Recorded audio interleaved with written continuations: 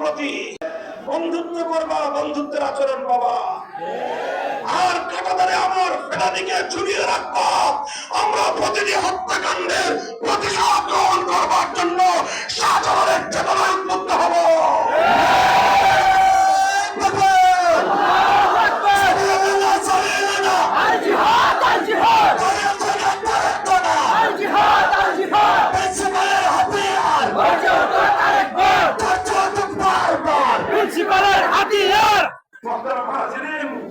ওরা মনে করেছে কৃতদাসীকে আমার কাঁধের আমার অধিকার হরণ করেছে, আমাদেরকে দাবায় রাখবার চেষ্টা করেছে।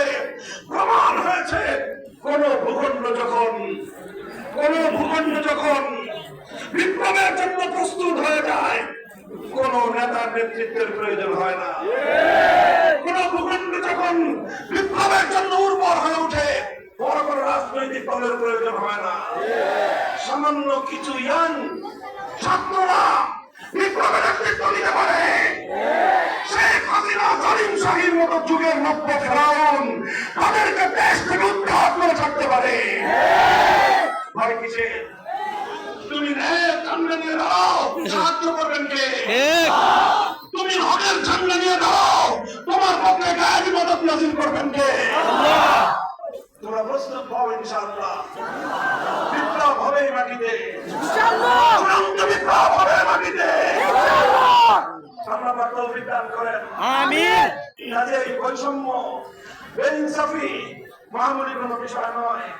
আমরা যখন রাষ্ট্রকে নিয়ে, যখন সমাজ নিয়ে, প্রশাসন ব্যবস্থা নিয়ে, বিচার ব্যবস্থা নিয়ে যখনই আমরা কথা বলতে যাই, তখনই একদল মানুষ মনে করে যে এই সমস্ত প্রসঙ্গ হুজুরদের আলোচনার বিষয় না। এটা সমাজের আরেকটা বড় জাহেলিয়া। এটা দুই শ্রেণীর মধ্যে, হুজুরদের মধ্যে এই জাহেলিয়া অনেকটাই প্রভাব বিস্তার করে তাদেরকেও প্রভাবিত করে ফেলেছে।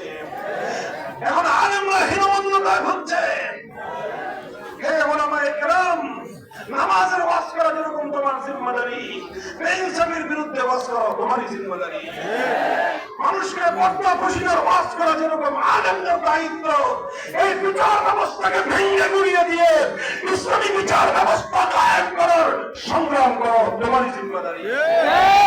আল্লাহ পাক বুঝবার তৌফিক দান করেন। ঘরে ঘরে প্রিন্সিপাল হাবিবুর রহমান পয়দা করেন আল্লাহ পাক। ইনশাআল্লাহ আমরা জেগে আছি। কথা বলা ঠিক না বেঠে? বিপ্লব আসবে কি আসবে না? ইনশাআল্লাহ আসবে, ইনশাআল্লাহ। আল্লাহর নবী সর্বশেষ যে কথাটা বললেন, তিনি বললেন যে দেখো, আল্লাহ লাউ আন্না ফাতিমাতা বিনত মুহাম্মাদিন সালাতাত লাকাতাতু লাহা। হে আমার জাতি, শুনে রাখো, শুধু আমার ব্লাড কানেক্টেড ফাতেমা নয়, শুধু আমার দাদির পরিবারের আমার আত্মীয় ফাতেমা নয়, আর যদি আমি মুহাম্মদ রাসূলুল্লাহর কলিজার টুকরা, আমার কন্যা, আমার সবচেয়ে আদরের দুলারি ফাতেমা যদি আজকে চুরি করে ধরা পড়তো, আমি আল্লাহর নামে শপথ করে বলছি, তার হাত কেটে দিতে আমি এক মুহূর্ত বিলম্ব করতাম না। ইনসাফ এটাকেই বলে। ইনসাফ শুধু আরেকজনের করণ করতে বিচার করার নাম ইনসাফ নয়। ইনসাফ হলো নিজের ছেলে অন্যায় করলে সর্বপ্রথম তার বিরুদ্ধে ইনসাফ কায়েম করা। আমার নবী ইনসাফ শুরু করেছিলেন নিজের ঘর থেকে, আমার নবী ইনসাফ শুরু করেছিলেন নিজের পরিবার থেকে। আল্লাহ নবী যখন ঘোষণা দিলেন, আলা ইন্না দিমাআল জাহিলিয়াতি মাওযুউন তাহতা কদমাইয়া ওয়া ইন্না রিবাল জাহিলিয়াতি মাওযুউন তাহতা কদমাইয়া।